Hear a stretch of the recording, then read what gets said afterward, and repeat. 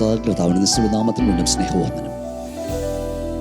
ദൈവത്തിൻ്റെ വചനം നിങ്ങളുമായി പങ്കുവെക്കുവാൻ ഈ ആയുസ്സിൽ ദൈവം തരുന്ന വിലയേറിയ വിലപ്പെട്ട അവസരമായി ദൈവത്തിന് സ്തോത്രം. ആകാശം മാറിയാലും ഭൂമി മാറിയാലും മാറാത്ത സ്വർഗത്തിലെ തിരുവെടുത്ത് നിങ്ങളുമായി പങ്കുവെക്കുവാൻ കർത്താവ് നൽകിയല്ലോ. ഏതെങ്കിലും ഒരു സഭയുടെ സംഘടനയുടെ നാവായി നിന്നുകൊണ്ടല്ല ഞാൻ ഈ തിരുവചനം നിങ്ങളുമായി പങ്കുവെക്കുന്നത്. വിശുദ്ധ വേദപുസ്തക പ്രമാണം സത്യവചനം നിങ്ങളുമായി പങ്കുവെക്കുന്നു. ഇതിൽ നിന്ന് നിത്യ നരകാഗ്നിയിൽ നിന്ന് ചിലരെങ്കിലും വിടുവിക്കപ്പെടുവാനുള്ള ഉത്കടമായ വലിയ ആഗ്രഹവും ദൈവസ്നേഹത്താൽ ഹൃദയം നിർബന്ധിക്കപ്പെടുകയും ചെയ്യുന്നതുകൊണ്ടാണ് ഈ ദിവസങ്ങളിൽ ഈ വിധത്തിൽ സത്യാരാധനയെക്കുറിച്ച് വേദവസ്തം വെളിപ്പെടുന്ന ആത്മീയ സത്യം നിങ്ങളുമായി പങ്കുവെക്കുവാൻ കർത്താവിൽ ഞാൻ ആശ്രയിച്ച് അങ്ങനെ ചെയ്തുകൊണ്ടിരിക്കുന്നത്. കഴിഞ്ഞ ദിവസങ്ങളിൽ ആരാധന എന്നാൽ എന്തെന്നും ആരെ ആരാധിക്കണമെന്നും നാം എന്തുകൊണ്ട് ദൈവത്തെ ആരാധിക്കണമെന്നും ആരെയൊക്കെ ആരാധിച്ചു കൂടാ എന്നും നമ്മൾ പഠിക്കുകയുണ്ടായി. ആരാധ്യൻ്റെ യോഗ്യത എന്തായിരിക്കണമെന്നാണ് ഇന്ന് നമ്മൾ പഠിക്കാൻ പോകുന്നത്.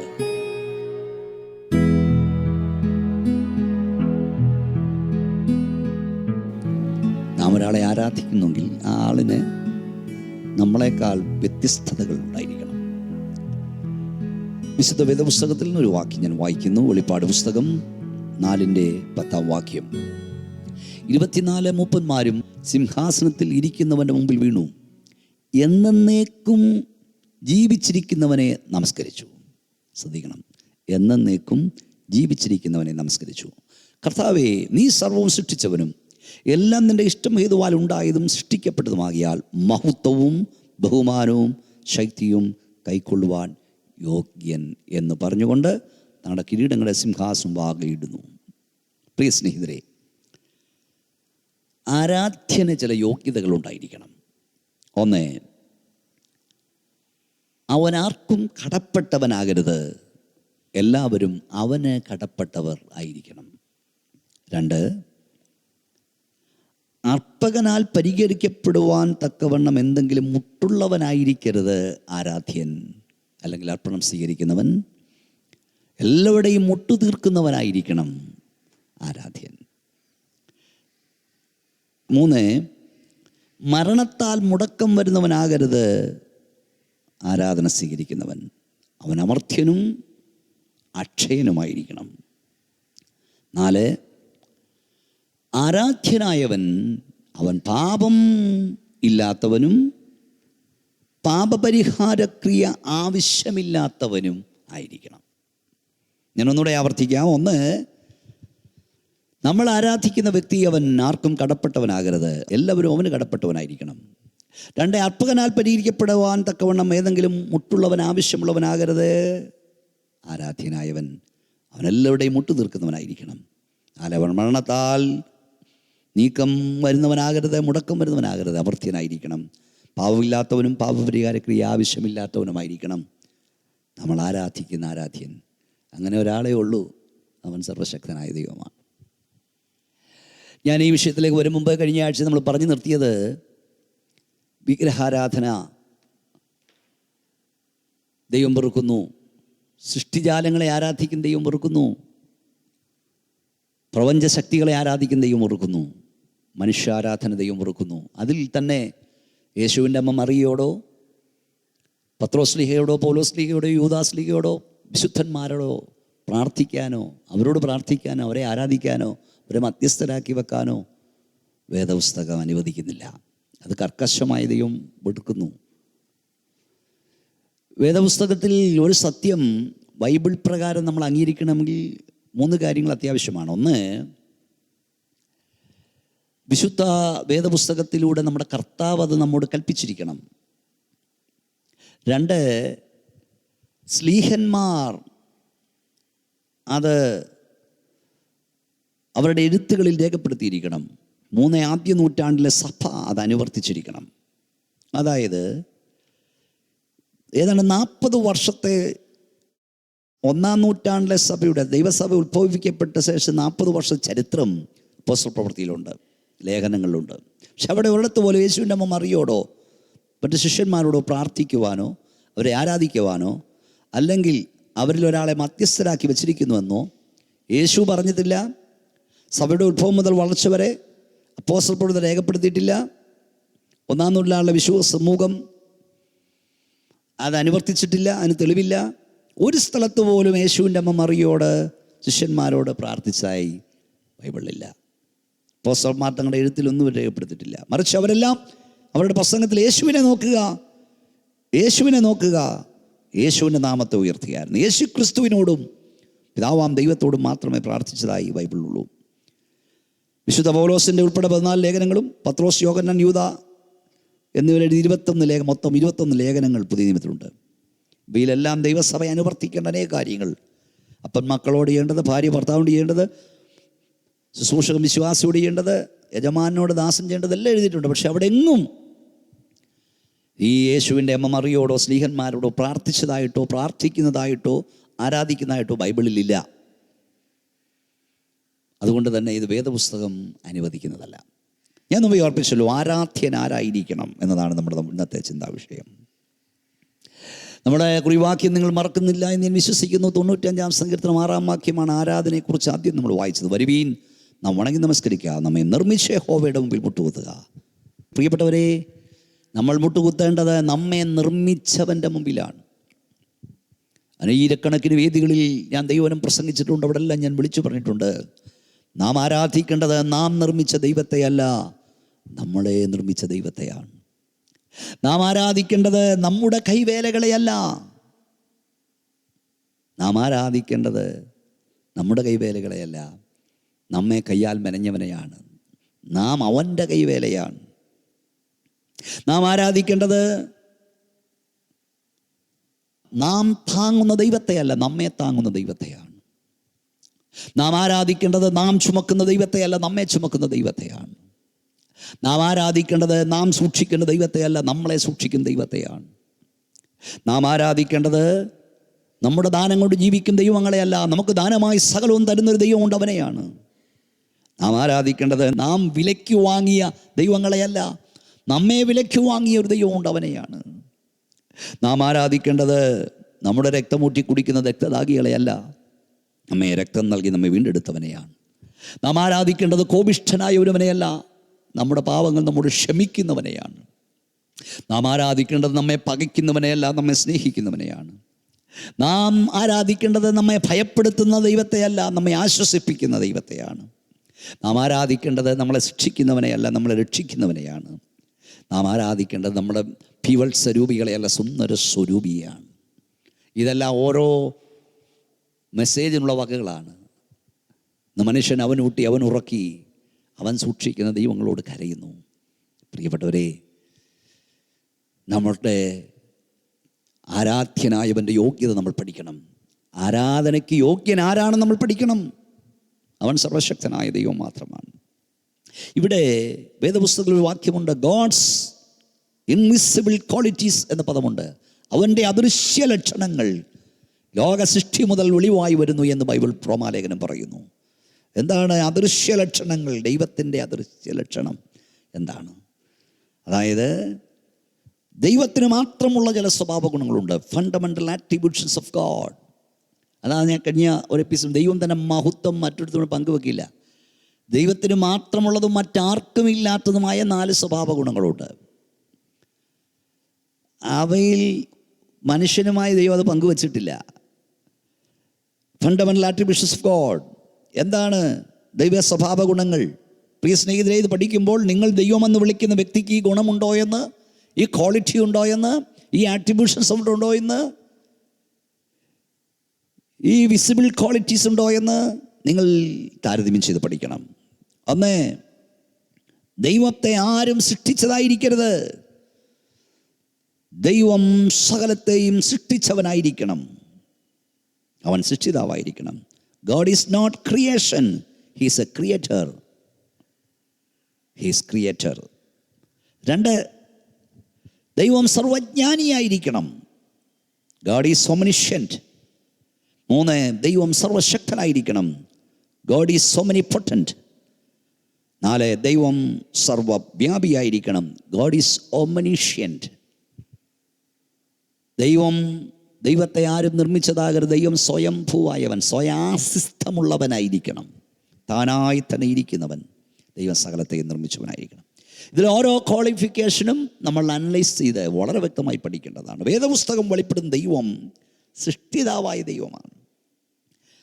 യെശയ്യാവ് 51:13 ആകാശത്തെ വിരിച്ച് ഭൂമിക്ക് അടിസ്ഥാനമിട്ട സൃഷ്ടാവായ ദൈവം പർവ്വതങ്ങളെ നിർമ്മിക്കുകയും കാറ്റിനെ സൃഷ്ടിക്കുകയും മനുഷ്യനോട് അവന് നിരൂപണം ഇന്നതെന്ന് അറിയിക്കുകയും ഭൂമിയുടെ ഉന്നതങ്ങളിൽ നടകൊള്ളുകയും ചെയ്യുന്ന ദൈവം.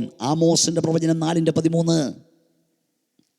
വാനഗോളങ്ങളെ ചമച്ച ദൈവം, നക്ഷത്രമണ്ഡലത്തെ നിർമ്മിച്ച ദൈവം, അവനെ അത്രേ ബൈബിൾ വെളുത്തുന്നത്. എന്താണ് കൊലോസ്യ ലേഖനം 1:15 മുതൽ വായിച്ചാൽ കാണുന്നത്? സ്വർഗത്തിലുള്ളതും ഭൂമിയിലുള്ളതും ദൃശ്യമായതും അദൃശ്യമായതും, സിംഹാസനങ്ങളാകട്ടെ, കർത്തൃത്വങ്ങളാകട്ടെ, വാഴ്ചകളാകട്ടെ, അധികാരങ്ങളാകട്ടെ, സകലവും അവൻ മുഖാന്തരം സൃഷ്ടിക്കപ്പെട്ടു. അവൻ മുഖാന്തരവും അവനായിട്ടും സകലവും സൃഷ്ടിക്കപ്പെട്ടിരിക്കുന്നു. അവൻ സർവത്തിന് മുമ്പേ ഉള്ളവൻ, അവൻ സകലത്തിലും ആധാരമായിരിക്കുന്നു. ഈ വേദഭാഗം നസ്രയനായ യേശുക്രിസ്തുവിനെ കുറിച്ച് എഴുതിയിരിക്കുന്ന വേദഭാഗം കൂടെയാണ്. യേശു ദൈവമാണോ, സൃഷ്ടിയാണോ, സൃഷ്ടിതാവാണോ എന്ന് ചോദിക്കുന്നുണ്ട്. യേശു മനുഷ്യനാണോ, ദൈവമാണോ എന്ന് ചോദിക്കുന്നുണ്ട്. യേശു ക്രിസ്തു ജഡാവതാരമെടുത്ത ദൈവമെന്നാണ് ഞങ്ങളുടെ മറുപടി. യേശു പൂർണ്ണ മനുഷ്യനും പൂർണ്ണ ദൈവവുമായിരുന്നു. യേശു ക്രിസ്തു ജഡാവതാരമെടുത്ത മനുഷ്യനായി താണഭൂമിയിലേക്ക് വരികയായിരുന്നു. യേശുവിൻ്റെ ദൈവത്വം തെളിയിക്കുവാനുള്ള ഏറ്റവും നല്ല വേദഭാഗമാണിത്. ഉളവായതൊന്നും അവനെ കൂടാതെ ഉളവായില്ല. സിംഹാസനങ്ങളാകട്ടെ, വാഴ്ചകളാകട്ടെ, അധികാരങ്ങളാകട്ടെ, കർത്തൃത്വങ്ങളാകട്ടെ, സകലവും അവൻ മുഖാന്തരം ഉളവായി. എരമ്യാപ്പനും അതാ പറഞ്ഞത്, ഭൂമണ്ഡലത്തെ നിർമ്മിക്കാത്തൊന്നും ദൈവന്മാരല്ല, ഈ പ്രപഞ്ചം ഉളവാക്കിയ ദൈവം, അവനാണ് ദൈവം. സ്നേഹിതരെ, നിങ്ങളുടെ അകക്കണ്ണ് തുറക്കണം. അതിനു വേണ്ടിയാണ് ഇത് വീണ്ടും വീണ്ടും ആവർത്തിക്കുന്നത്. ആ ദൈവത്തെയാണ് മനുഷ്യൻ ആരാധിക്കേണ്ടത്, സൃഷ്ടിജാലത്തെ അല്ല. വേദപുസ്തകം ആരംഭിക്കുന്ന ആദിയിൽ ദൈവം ആകാശവും ഭൂമിയും സൃഷ്ടിച്ചു എന്ന പദത്തോടെയാണ്. അതിൻ്റെ അർത്ഥം ആദി മനുഷ്യനല്ല, ആദ്യം ദൈവം. പ്രശസ്ത ഗായകനായ യേശുദാസിൻ്റെ ഒരു ഗാനം പല്ലവി ഞാൻ കേട്ടിട്ടുണ്ട്. മനുഷ്യൻ മതങ്ങളെ സൃഷ്ടിച്ചു, മതങ്ങൾ ദൈവങ്ങളെ സൃഷ്ടിച്ചു, മനുഷ്യനും മതവും ചേർന്ന് മണ്ണു പങ്കിട്ടെടുത്തു. അത് കറക്റ്റാണ്. ഇവിടുത്തെ പല ദൈവങ്ങളെക്കുറിച്ചും ശരിയായിരിക്കാം. മനുഷ്യൻ മതങ്ങളെ ഉണ്ടാക്കി, മതങ്ങൾ ദൈവങ്ങളെ ഉണ്ടാക്കി, ദൈവവും മനുഷ്യനും കൂടെ ചേർന്ന് മണ്ണ് പങ്കിട്ടെടുത്തു. പക്ഷേ വേദപുസ്തകം വെളിപ്പെടുത്തുന്ന അനാഥ്യനായ ദൈവം മനുഷ്യൻ്റെ നിർമ്മിതിയല്ല. മനുഷ്യനെ നിർമ്മിച്ച ദൈവം, ഭൂമണ്ഡലത്തെ നിർമ്മിച്ച ദൈവം. നിങ്ങൾക്കറിയാമോ, വേദപുസ്തകത്തിൽ ചരാചരങ്ങളെ നിർമ്മിച്ച ദൈവം, അവൻ്റെ പേര് വെളിപ്പെടുത്തുന്നത് യഹോവ, യാഹുവേ എന്ന് പറഞ്ഞാണ്. ഏകദേശം 2700 പ്രാവശ്യം ബൈബിളിൽ ഈ പദം ഉപയോഗിച്ചിട്ടുണ്ട്. നിനക്കറിഞ്ഞുകൂടെയോ, നീ കേട്ടിട്ടില്ലയോ? ഹോവ നിത്യദൈവം. എല്ലോഹീം എന്ന പദമാണ് ഉപയോഗിച്ചിരിക്കുന്നത്. നിത്യദൈവം. അവൻ ക്ഷീണിക്കുന്നില്ല, അവൻ തളർന്നു പോകുന്നില്ല, അവൻ നിത്യദൈവം. ഭൂമിയുടെ അറുതികളെ സൃഷ്ടിച്ചവൻ തന്നെ. യെശയ്യാവ് 40:28. ഹോവ എന്ന വാക്കിനർത്ഥം നിത്യനെന്നാണ്, സ്വയാസിഷ്ടമുള്ളവനെന്നാണ്, ആയിരുന്നവൻ, ആയിരിക്കുന്നവൻ, വരുന്നവൻ. മോശ ദൈവത്തെ കണ്ട് മുൾപ്പടർപ്പിൽ വെച്ച് ദൈവത്തെ കണ്ടപ്പോൾ ദൈവം പേര് ചോദിച്ചപ്പോൾ, ഞാനാകുന്നവൻ ഞാനാകുന്നു, I am that I am, ഞാനായിരിക്കുന്നവനെന്നാണ് ദൈവം പറഞ്ഞത്. ഇസ്രായേൽ ജനത്തിൻ്റെ മിസ്രയീമിൽ ഫറവോൻ അടുത്ത് വിടുവിപ്പാൻ മോശ ഇറങ്ങി വന്ന ദൈവം മോശയോട് പറഞ്ഞത് ഇതാണ്, ഞാനാകുന്നവൻ ഞാനാകുന്നു. പ്രിയ സ്നേഹിതരെ, ബൈബിൾ വെളിപ്പെടുന്ന ദൈവം മനുഷ്യൻ നിർമ്മിച്ച ദൈവമല്ല, യൂണിവേഴ്സ് നിർമ്മിച്ച ദൈവം. ഞാൻ കഴിഞ്ഞ ദിവസം പറഞ്ഞല്ലോ, ഭൂമിയെപ്പോലെയുള്ള 14 ലക്ഷം ഗ്രഹങ്ങളെ ഉൾക്കൊള്ളുന്ന സൂര്യൻ, അതുപോലെയുള്ള ലക്ഷക്കണക്കിന് സൂര്യന്മാരെ ഉൾക്കൊള്ളുന്ന നക്ഷത്രം, അങ്ങനെ കോടാനുകോടി നക്ഷത്രങ്ങളെ നിർമ്മിച്ച ദൈവം. ആ ദൈവത്തെയാണ് ബൈബിൾ വെളിപ്പെടുത്തുന്നത്. ദൈവത്തെ ആരും ഒരു നാളും കണ്ടിട്ടില്ല, പക്ഷേ അവൻ്റെ തിരുമാറുള്ള പുത്രൻ ദൈവത്തെ വെളിപ്പെടുത്തി. നസ്രയനായ യേശു ദൈവവേഷം അഴിച്ചു വെച്ച് ഭൂമിയിലേക്ക് ഇറങ്ങി വന്ന മനുഷ്യനായി തീർന്നവനാണ്. അപ്പോൾ ഒന്നാമത് ഞാൻ പറഞ്ഞു, ദൈവമാകണമെങ്കിൽ ദൈവത്തെ ആരും നിർമ്മിച്ചതാകരുത്, ദൈവം സ്വയംഭൂവായനായിരിക്കണം. ബൈബിൾ വെളിപ്പെടുത്തുന്ന ദൈവം ആരും നിർമ്മിച്ചതല്ല, ഉണ്ടായിരുന്നവനും ഉണ്ടായിരിക്കുന്നവനും അനാഥ്യനായ ദൈവമാണ്. രണ്ടാമത് ഞാൻ പറഞ്ഞു, ദൈവം സർവ്വദൈവമായിരിക്കണം, ദൈവം സർവജ്ഞാനിയായിരിക്കണം. വേദോസം പറഞ്ഞു, ഞാനല്ലാതെ വേറൊരു ദൈവമില്ല, ഞാൻ തന്നെ ദൈവം, എന്നെപ്പോലെ ഒരുത്തനുമില്ല. ആരംഭത്തിൽ തന്നെ അവസാനവും പൂർവ്വകാലത്ത് തന്നെ ഞാൻ മേലാൽ സംഭവിപ്പാനുള്ളതും പ്രസ്താവിക്കുന്നു, എൻ്റെ ആലോചന നിവൃത്തിയാകും. യെശയ്യാവ് 46:9-10 വാക്യങ്ങൾ. മനുഷ്യൻ്റെ ഹൃദയ നിരൂപണം ഇന്നെന്നവൻ അവനെയോട് അറിയിക്കുന്നു. ആമോസ് 4:13. 130 സങ്കീർത്തനം പറയുന്നു, നാം ഇരിക്കുന്നവൻ എഴുന്നേൽക്കുന്നവൻ അറിയുന്നു, നമ്മുടെ നിരൂപണവൻ ദൂരത്ത് ഗ്രഹിക്കുന്നു, നടപ്പും കിടപ്പവൻ ശോധന ചെയ്യുന്നു, നമ്മുടെ വഴികളൊക്കെ അവന് മനസ്സിലായിരിക്കുന്നു. ഹോവേ, നീ മുഴുവനും അറിയാതൊരു വാക്കും എൻ്റെ നാവിന്മേലില്ല. നമ്മുടെ ചിന്തകൾ പോലും അറിയുന്നൊരു ദൈവം. അതുകൊണ്ടാണ് ദാവീദ് പറഞ്ഞു, ഈ പരിജ്ഞാനം എനിക്ക് അത്യുത്ഭുതമാകുന്നു. സ്നേഹിതരെ, എൻ്റെ പ്രസംഗം എടുത്ത് ഞാൻ പലപ്പോഴും പറയാറുണ്ട്, ഇംഗ്ലീഷുകാരൻ ഇംഗ്ലീഷിലും തമിഴിലും തെലുങ്കിലും അറബി അറിയാവുന്ന അറബിയിലും ഹീബ്രുവിലും ഒക്കെ പ്രാർത്ഥിക്കുമ്പോൾ ദൈവം തമ്പുരാനെ ഗ്രഹിക്കണം, മനസ്സിലാകണം, തിരിയണം, അറ്റ് പ്രസൻറ്റിൽ ഇറങ്ങി വന്ന് പ്രവർത്തിക്കണം. അങ്ങനെങ്കിൽ ദൈവം സർവജ്ഞാനിയായിരിക്കണം. ഏതാണ്ട് മെയിൻ സ്ട്രീമായി 5000-ഓളം ഭാഷകൾ ഭൂമിയിലുണ്ട്. 5000-ഓളം ഭാഷ, മനുഷ്യൻ സംസാരിക്കുന്ന 5000-ഓളം ഭാഷകളുണ്ട്. ഈ 5000 ഭാഷയും അറിയുന്ന ഏത് മധ്യസ്ഥനാണുള്ളത്? അതുകൊണ്ടാണ് വേദപുസ്തകം പറഞ്ഞു, ദൈവം ഒരുവനല്ലോ, ദൈവത്തിനും മനുഷ്യർക്കും ഇടയിൽ മധ്യസ്ഥനും ഒരുവൻ. എല്ലാവർക്കും വേണ്ടി മറുപടിയായി തന്നെത്താൻ ഏൽപ്പിച്ചത് മനുഷ്യനായി തീർന്ന ക്രിസ്തു യേശു തന്നെ. 1 മത്തയോസ് 2:5. പ്രിയ സ്നേഹിതരെ, ഞങ്ങൾ മധ്യസ്ഥന്മാരില്ല എന്ന് പറയുമ്പോൾ നിങ്ങൾ കോപിക്കരുത്, പിണങ്ങരുത്. 5000 ഭാഷ അറിയാവുന്ന ഏത് മധ്യസ്ഥനാണുള്ളത്? യേശു കർത്താവും തൻ്റെ ശിഷ്യന്മാരും ഭൂമിയിൽ ജീവിച്ചിരുന്ന കാലഘട്ടത്തിൽ അവർക്കറിയാവുന്ന ഭാഷ എബ്രായ, ഗ്രീക്ക്, ആരാമ്യ ഈ ഭാഷയിൽ ഏതെങ്കിലും 1 or 2 ആയിരുന്നു. യേശുവിൻ്റെ അമ്മ മറിയോ, പത്രോസ് ലീഗയോ, യൂദാസ് ലീഗയോ, യോഹന്നാൻ ലീഗയോ ഭൂമിയിലുണ്ടായിരുന്നപ്പോൾ മലയാളം, തമിഴ്, തെലുങ്ക്, ഇംഗ്ലീഷ്, ഹിന്ദി ഭാഷ ഭൂമിയിലില്ലായിരുന്നു. ഇനി ഈ ഭാഷ ഉണ്ടായിരുന്നെങ്കിൽ തന്നെ ജീവനോടിരുന്നപ്പോൾ പോലും ആ ഭാഷയിൽ സംസാരിച്ചാൽ അവർക്ക് മനസ്സിലാകില്ലായിരുന്നു. അപ്പോൾ അവർ ജീവിച്ചും മരിച്ചും മൺമറഞ്ഞ കാലത്ത്, അവർ ജീവിച്ചിരുന്ന കാലത്തില്ലാതിരുന്ന ഭാഷകളാണ് ഈ പറഞ്ഞതൊക്കെ. അങ്ങനെ മരിച്ചും മൺമറഞ്ഞു പോയി അവരോട് അവർ ജീവിച്ചിരുന്ന കാലത്ത് ഇല്ലാതിരുന്നൊരു ഭാഷയിൽ പ്രാർത്ഥിച്ചാൽ അവർക്ക് എങ്ങനെ മനസ്സിലാകും? പ്രിയപ്പെട്ടവരെ, അവർക്ക് മനസ്സിലാകില്ല. അങ്ങനെ മനസ്സിലാകണമെങ്കിൽ അവർ സർവജ്ഞാനികളായിരിക്കണം. അവർ സർവജ്ഞാനികളായാൽ അവർ ദൈവമായി. അപ്പോൾ ഒത്തിരി ദൈവങ്ങളായി. വേദപുസ്തകം ദൈവം ഒരുവനേ ഉള്ളൂ, ദൈവത്തിനും മനുഷ്യർക്കും ഇടയിൽ മധ്യസ്ഥനും ഒരുവനേ ഉള്ളൂ, നസ്രയനായ യേശുവാണ്. ഇത് പകൽ പോലെ ബൈബിൾ പറയുന്നു. നിങ്ങൾ മനസ്സോടെ ഇതറിഞ്ഞിട്ടും പാപം ചെയ്യരുത്, തെറ്റ് ചെയ്യരുത്. അപ്പോൾ ഞാൻ പറഞ്ഞത്, ദൈവം തമ്പുരാൻ സർവജ്ഞാനിയായിരിക്കണം. ബൈബിൾ പറയുന്നു, ഏത് മനുഷ്യൻ ഏത് ഭാഷയിൽ പ്രാർത്ഥിച്ചാലും ഗ്രഹിക്കുന്നൊരു ദൈവമുണ്ട്. ഇനി ഭാഷയൊന്നുമില്ലാതെ നെടുവീർപ്പുകൾ മാത്രം സ്വർഗത്തിലേക്ക് അയച്ചാലും കേൾക്കാൻ കഴിയുന്ന ദൈവമുണ്ട്. ബൈബിൾ പറയുന്ന, എളിയവരുടെ പീഡയും ദരിദ്രന്മാരുടെ ദീർഘനിശ്വാസവും നിമിത്തം ഞാൻ എഴുന്നേൽക്കും. വേദപുസ്തകം പറഞ്ഞ, യഹോവേ, എൻ്റെ ആഗ്രഹമൊക്കെ നിന്റെ മുമ്പിൽ ഇരിക്കുന്നു, എൻ്റെ ഞരക്കം നിനക്ക് മറഞ്ഞിരിക്കുന്നില്ല. 38 സങ്കീർത്തനം 9 വാക്യം. ഞരക്കമറിയും ദൈവം, നെടുവീർപ്പുകൾക്ക് ഉത്തരം നൽകുന്ന ദൈവം, സർവശക്തനായ ദൈവം. ഭാഷയൊന്നുമില്ല, നെടുവീർപ്പുകൾ സ്വർഗത്തിലേക്ക് അയച്ചാൽ ഉത്തരം തരും ദൈവം, അവനെയാണ് നിങ്ങൾ സേവിക്കേണ്ടത്. 3, ദൈവമാകണമെങ്കിൽ ദൈവം സർവശക്തനായിരിക്കണം. സൃഷ്ടിയുടെ സകല വേദനകളും പരിഹരിപ്പാൻ കഴിവുള്ളവനായിരിക്കണം സൃഷ്ടിതാവ്. സൃഷ്ടികളാൽ പരിഹരിക്കപ്പെടേണ്ട വേദനകൾ, ആവശ്യങ്ങൾ ഉള്ളവനായിരിക്കരുത് സൃഷ്ടിതാവ്. അതാണ് ബൈബിളിൽ പൗലോസ് ശ്ലീഹ പറഞ്ഞു, ലോകവും അതിലുള്ളതൊക്കെയും ഉണ്ടാക്കിയ ദൈവം സ്വർഗത്തിനും ഭൂമിക്കും നാഥനാകൊണ്ട് കൈപ്പണിയായ ക്ഷേത്രങ്ങളിൽ വാസം ചെയ്യുന്നില്ല. താൻ എല്ലാവർക്കും ജീവനും ശ്വാസവും സകലവും കൊടുക്കുന്നവനാകിയാൽ വല്ലതിനും മുട്ടുള്ളവനെന്ന പോലെ മനുഷ്യകളാൽ ശുശ്രൂഷ ആവശ്യപ്പെടുന്നില്ല. അപ്പോസ്തലപ്രവൃത്തി 17:24. ഇതൊക്കെ ഞാൻ പറയുമ്പോൾ നിങ്ങൾ ദൈവമെന്ന് സങ്കല്പിക്കുന്ന ദൈവങ്ങളുടെ ആവശ്യങ്ങൾ ആരാണ് നിറവേറുന്നത് എന്ന് നിങ്ങൾ ചിന്തിക്കുക. നിങ്ങളാൽ മുട്ടുതീർക്കപ്പെടേണ്ട, നിങ്ങളാൽ സൂക്ഷിക്കപ്പെടേണ്ട, നിങ്ങളാൽ സംരക്ഷിക്കപ്പെടേണ്ട, നിങ്ങളാൽ സൂക്ഷിക്കപ്പെടേണ്ട, നിങ്ങളാൽ എടുത്തുകൊണ്ട് പോകേണ്ടി വരുന്ന ഒരു ദൈവമല്ല നിങ്ങൾക്ക് ആവശ്യം. നിങ്ങളുടെ മുട്ടുതീർക്കുന്ന, നിങ്ങളുടെ ആവശ്യങ്ങൾ അറിയുന്ന, നിങ്ങളുടെ ഞെരുക്കം മാറ്റുന്ന, നിങ്ങളുടെ സങ്കടം മാറുന്ന.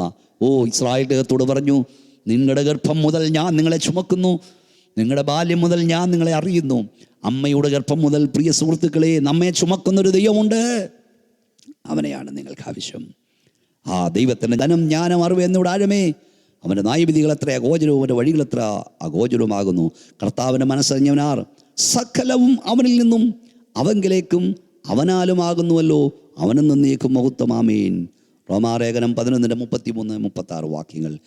ബൈബിളിൽ രമ്യാപ്പനും ചോദിക്കുന്നു, ഞാൻ സകല ജഡത്തിൻ്റെയും ദൈവമായ യഹോവയാകുന്നു, എന്നാൽ കഴിയാത്ത വല്ല കാര്യവുമുണ്ടോ? തന്നെ ഉള്ളം കൈ കൊണ്ട് വെള്ളമിളക്കുകയും ചാണുകൊണ്ട് ആകാശപരിമാണമെടുക്കുകയും ഭൂമിയുടെ പൊടി നാഴിൽ കൊള്ളിക്കുകയും ചെയ്യുന്ന പർവ്വതങ്ങളെ വെളിൽക്കോളി കൊണ്ടും കുന്നുകൾ തുലാസിലും തൂക്കുകയും ചെയ്തവനാർ? നിങ്ങൾ കണ്ണുകൾ മേലോട്ട് ഉയർത്തി നോക്കുവീൻ, ഇവയെ സൃഷ്ടിച്ചതാരേ? അവയുടെ സൈന്യത്തെ സംഖ്യാക്രമത്തിൽ പുഴുക്കുകയും ചെയ്യുന്നവനാർ? അവർക്ക് പേർ വിളിച്ചൊല്ലി വിളിക്കുന്നവനാരെ? അവനാണ് സർവശക്തനായ ദൈവം. ഈ ദൈവത്തെ സേവിപ്പാൻ കഴിയുന്നത്ര ഭാഗ്യമാണ് സുഹൃത്തുക്കളെ, സ്നേഹിതരെ. ഈ സർവശക്തനായ ദൈവത്തെ വിട്ട് പൊടികളായ കീടങ്ങളായ മനുഷ്യൻ്റെ പുറകെ മനുഷ്യൻ ഓടുകയല്ലേ? നാലാമതായി ദൈവമായിരിക്കണം, ദൈവം സർവജ്ഞാപിയായിരിക്കണം. അതായത് ഈ പ്രപഞ്ചം, ഈ യൂണിവേഴ്സ് മുഴുവൻ ഒരേ സമയം നിറഞ്ഞു നിൽക്കുന്നവനായിരിക്കണം ദൈവം. ഒരിടത്ത് മാത്രം കുടിയിരിക്കുന്നവനാകരുത്, കുടിയിരുത്തപ്പെട്ടവനായിരിക്കരുത്. വേദപുസ്തകത്തിൽ ഇങ്ങനെ ചോദിക്കുന്നു സങ്കീർത്തനക്കാരൻ, നിൻ്റെ ആത്മാവിനെ ഒളിച്ച് ഞാൻ എവിടേക്ക് പോകും? തിരുസന്ന് വിട്ട് ഞാൻ എവിടേക്ക് ഓടും? ഞാൻ സ്വർഗത്തിൽ കയറിയാൽ നീ എവിടെയുണ്ട്? പാതാളത്തിൻ്റെ കിടക്ക് വിളിച്ചാൽ നീ എവിടെയുണ്ട്? ഞാൻ ഉഷസ്സിൻ ചിറക് ധരിച്ച് സമുദ്രത്തിൻ്റെ അറ്റേന്ന് പാർത്താൽ അവിടെയും നിൻ്റെ വലങ്കை എന്നെ പിടിക്കും. ഇരുട്ടുപോലും നിനക്ക് മറവായിരിക്കുന്നില്ല, ഇരുട്ടും വെളിച്ചവും നിനക്ക് ഒരുപോലെ. 139 സങ്കീർത്തനം 7 മുതൽ വാക്യങ്ങളാണ് ഞാൻ വായിച്ചത്. അവൻ പാതാളത്തിൽ തുറന്നു കിടന്നാലും അവിടുന്ന് എൻ്റെ കൈ അവനെ പിടിക്കും. അവൻ ആകാശത്തിൽ കയറിപ്പോയാലും അവിടെ ഞാൻ അവനെ ഇറക്കും. ആമോസ് 9:2. നീ കഴുകനെ പോലെ ഉയർന്നാലും നക്ഷത്രങ്ങളിൽ കൂടുവെച്ചാലും അവിടുന്ന് ഞാൻ നിന്നെ ഇറക്കും. ഒബദ്യാവ് 4 വാക്യം. അതേ, ദൈവത്തിൻ്റെ സാന്നിധ്യം യൂണിവേഴ്സ് നിറഞ്ഞു നിൽക്കുന്നു. അനന്തതയുടെ ആകാശവിരിപ്പോ ആഴിക്കടലിൻ്റെ അഗാധതയോ ദൈവസാന്നിധ്യത്തിന് മറവല്ല സുഹൃത്തുക്കളെ. ആഴിയുടെ അടിത്തട്ടിൽ നീ പോയാലും ഈ അനന്തവിഹായസിലേക്ക് നീ പറന്നുയർന്നാലും അവിടെല്ലാം ദൈവസാന്നിധ്യമുണ്ട്. അവിടെല്ലാം മനുഷ്യനെ തേടി ദൈവകരം വരും. അങ്ങനെ യൂണിവേഴ്സ് നിറനിൽക്കുന്ന സർവവ്യാപിയായ ദൈവം, സർവശക്തനായ ദൈവം, സർവജ്ഞാനിയായ ദൈവം, മനുഷ്യൻ്റെ വേദന അറിയുന്ന ദൈവം. ഇന്ന് 630 കോടിയോളം ജനം ഈ ഭൂമിയിലുണ്ട്. ഈ 630 കോടി ജനത്തെയും പേഴ്സണലായി അറിയുന്ന ദൈവം, അവൻ്റെ വേദന അറിയുന്ന ദൈവം, അവന് വേണ്ടി പ്രവർത്തിക്കുന്ന ദൈവം, ആ ദൈവമാണ് സർവശക്തനായ ദൈവം. ആ ദൈവത്തെ ആരാധിക്കേണ്ട മനുഷ്യൻ ഇന്ന് മുമ്പേ കഴിഞ്ഞ ദിവസം ഓർപ്പിച്ച പോലെ സൃഷ്ടിജാലങ്ങളെ, മൃഗജാലങ്ങളെ, മനുഷ്യനെ ആരാധിക്കുന്നു. വേദപുസ്തകത്തിൽ ഞാൻ മുമ്പേ ഓർപ്പിച്ചതുപോലെ ദൈവത്തിന് 16 പേരുകൾ നൽകിയിട്ടുണ്ട്. നമ്മൾ ചിന്തിച്ചു കൊണ്ടിരിക്കുന്നത് ആരാധ്യൻ്റെ യോഗ്യതകളാണ്. 16ഓളം പേരുകൾ വിശുദ്ധ ബൈബിളിൽ നൽകിയിട്ടുണ്ട്. ഞാൻ മുമ്പേ ഓർപ്പിച്ചതുപോലെ ആദ്യം നൽകിയിരിക്കുന്ന പേര് യഹോവ എന്ന പദമാണ്, എലോഹീം എന്നാണ്. ഏതാണ്ട് 2600 പ്രാവശ്യം വിശുദ്ധ ബൈബിളിൽ ഈ പദം ഉപയോഗിച്ചിരിക്കുന്നു. നിത്യൻ എന്ന പദം, self existed, eternal, creator, immutable one, അതായത് നശിക്കാത്തവൻ, നിലനിൽക്കുന്നവൻ, എന്നേക്കുമുള്ളവൻ, നിത്യനായവൻ, അവനാണ് യഹോവ. രണ്ടാമത് യോജിച്ച പദം അഡോണായി യഹോവ എന്ന പദമാണ്. ദി ലോർഡ് അവർ സോവറിൻ, അല്ലെങ്കിൽ മാസ്റ്റർ യഹോവ, നമ്മുടെ ഉടമസ്ഥനായ യജമാനനായ ദൈവം എന്ന പദമാണ് ഉപയോഗിച്ചിരിക്കുന്നത്. ഇതിനെല്ലാം റെഫറൻസുകളുണ്ട്, പറയാൻ നേരമില്ലല്ലോ. ഉൽപ്പത്തി 15:28 അബ്രഹാം അഡോണായി എന്ന് വിളിക്കുന്നു ദൈവത്തെ. 218 പ്രാവശ്യം ബൈബിളിൽ അത് പദം ഉപയോഗിക്കുന്നു. മൂന്നാം പദം യഹോവ ജിരേ, the Lord will see or provide, എന്നെ കാണുന്ന, എനിക്ക് വേണ്ടി കരുതുന്ന ദൈവമെന്നാണ് എൻ്റെ അർത്ഥം. നമ്മെ കാണുന്ന, നമുക്കായി കരുതുന്ന ഒരു ദൈവമുണ്ട് സുഹൃത്തുക്കളെ. നാലാമത് യോശുവ യഹോവ നിസി എന്ന പദമാണ്. ദി ലോർഡ് അവർ ബാനർ, നമ്മുടെ കൊടിയായ ദൈവം, ജയത്തിൻ്റെ കൊടി, എൻ്റെ കൊടി ഉയർത്തുന്ന ദൈവം. അഞ്ചാമത് ഉപയോഗിക്കുന്ന പദം യഹോവ റാഫ, ഞാൻ നിന്നെ സൗഖ്യമാക്കുന്ന യഹോവ. ദി ലോർഡ് അവർ ഹീലർ, സൗഖ്യമാക്കുന്ന യഹോവ. ആറാമത് ഉപയോഗിച്ചിരിക്കുന്നത് യഹോവ ഷലോം, ദി ലോർഡ് അവർ പീസ്, സമാധാനത്തിൻ്റെ ദൈവം. ഏഴാമത് ഉപയോഗിച്ചിരിക്കുന്നു യഹോവ സിദ്ഖിനു, നമ്മുടെ നീതിയായ ദൈവം എന്നാണ് എൻ്റെ അർത്ഥം. എട്ടാമത് യഹോവ മഖഡിഷും, ദി ലോർഡ് അവർ സ്കാൻഡിഫയർ, നമ്മുടെ വിശുദ്ധീകരിക്കുന്ന ദൈവം. 9 യഹോവ ശബ്ദ, ദി ലോർഡ് ഓഫ് ഹോസ്റ്റസ്, സൈന്യങ്ങളുടെ യഹോവ. 10 യഹോവ ഷമ്മ, ദി ലോർഡ് ഈസ് പ്രസന്റ്, സമീപസ്ഥനായ ദൈവം. 11 യഹോവ എലിയോൻ, ദി ലോർഡ് മോസ്റ്റ് ഹൈ, അത്യുന്നതനായ ദൈവം. 12 യഹോവ റോഹി, ദി ലോർഡ് മൈ ഷെപ്പേർഡ്, എൻ്റെ ഇടയനായ ദൈവം. 13 യഹോവ ഹൊസിനു, ദി ലോർഡ് അവർ മേക്ക്, എന്നെ നിർമ്മിച്ച ദൈവം. 14 യഹോവ എലഹുനു, ദി ലോർഡ് അവർ ഗോഡ്, നമ്മുടെ ദൈവമായ കർത്താവ്. 15 യഹോവ എൽ റോഹ, ദി ലോർഡ് മൈ ഗോഡ്, എൻ്റെ ദൈവമായ കർത്താവ്. 16 യഹോവ എലിഹോയി, ദി ലോർഡ് മൈ ഗോഡ്. 16 വാക്കുകളിൽ ദൈവം തന്നെ വെളിപ്പെടുത്തുന്നു. ഇത് മുഴുവൻ അവൻ്റെ സ്വഭാവ ഗുണങ്ങളുടെയാണ്. യഹോവ റാഫ, നമ്മെ സൗഖ്യമാക്കും ദൈവം. യഹോവ ജിരേ, നമുക്കായി കരും ദൈവം. യഹോവ ഷലോം, നമ്മുടെ സമാധാനമായ ദൈവം. പ്രിയ സ്നേഹിതരെ, നിങ്ങൾക്കാവശ്യം ഈ ദൈവത്തെയാണ്. ഈ ദൈവം നിങ്ങളുടെ സഹായനായിരിക്കട്ടെ. ഈ ദൈവം നിങ്ങളുടെ പിതാവായി മാറട്ടെ. ഈ ദൈവത്തെ അപ്പച്ച എന്ന് വിളിക്കുവാൻ, പപ്പ എന്ന് വിളിക്കുവാൻ ഭാഗ്യം കിട്ടിയവൻ എത്ര വലിയവനാണ്. ദൈവം ആ ഭാഗ്യം എൻ്റെ 13-ാമത്തെ വയസ്സിൽ എനിക്ക് നൽകി. നിങ്ങൾക്കും ആ ഭാഗ്യം ലഭിക്കട്ടെ. സൃഷ്ടിജാലങ്ങളെയല്ല, സൃഷ്ടിതായവനെ, സർവശക്തനായവനെ സേവിപ്പാൻ ഈ വചനം കേൾക്കുന്ന നിങ്ങൾക്ക് ദൈവം ഭാഗ്യം നൽകട്ടെ.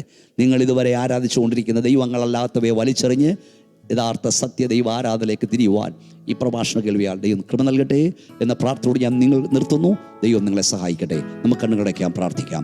ഞങ്ങളുടെ ദൈവമേ, സ്വർഗ്ഗ പിതാവേ, ജീവനുള്ള സത്യ ദൈവമേ, പ്രപഞ്ച സൃഷ്ടാവായ ദൈവമേ, മനുഷ്യനെ നിർമ്മിച്ചവനെ, മനുഷ്യൻ്റെ മൂക്കിൽ ജീവശ്വാസം മൂതിയവനെ, നിത്യം ജീവിച്ചിരിക്കുന്നവനെ, മനുഷ്യ കൈകളാൽ ശുശ്രൂഷ ആവശ്യമില്ലാത്തവനെ, എൻ്റെ മാന്യ കേൾവിക്കാർ ഈ സത്യദൈവത്തെ അറിയുവാൻ, ഈ നിത്യജീവനെ അറിയുവാൻ ഇടയാക്കണമേ. അതെൻ്റെ ആശയാണ്. പൗലോസ് പറഞ്ഞു, ഞങ്ങളുടെ അഭിവാഞ്ചയാണ് കർത്താവ്. അതിനുവേണ്ടിയാണ് ഞങ്ങൾ ഈ കഷ്ടപ്പെടുന്ന കർത്താവേ. നിത്യ നരകത്തിലേക്ക് ജീവനില്ലാത്തവയും ദൈവമില്ലാത്തവയും പിശാചൊരുക്കിയ കണികളിൽ ആശ്രയിച്ച് നിത്യനിർണ്ണയ സ്ഥലത്തേക്ക് എൻ്റെ കേൾവിക്കാർ പോകരുത്. നിത്യജീവനായി അങ്ങേ അറിഞ്ഞ്, സത്യദൈവത്തെ അറിഞ്ഞ് നിത്യരക്ഷയിലേക്ക്, നിത്യസൗഖ്യ സ്ഥലത്തെത്തുവാൻ ഈ കേൾവിക്കാരെ ദൈവം ഒരുക്കണമേ.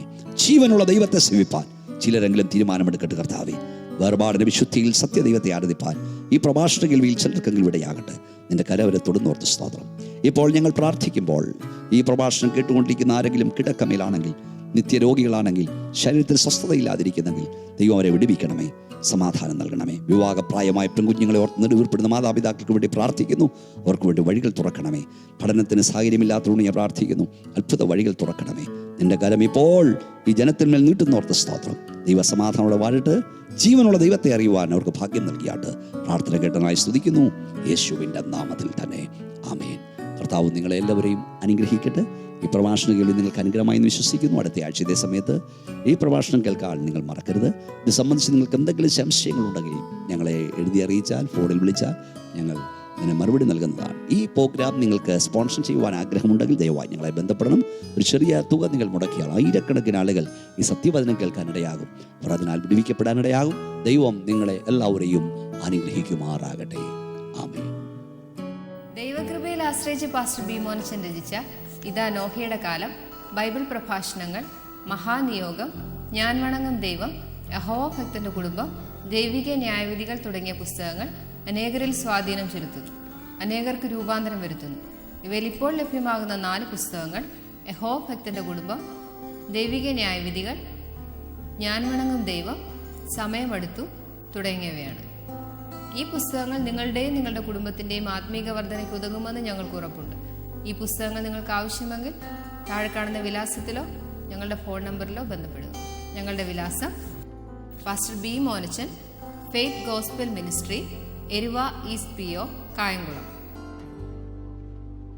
ഫോൺ 9744992186, 9656601321, 8547649440.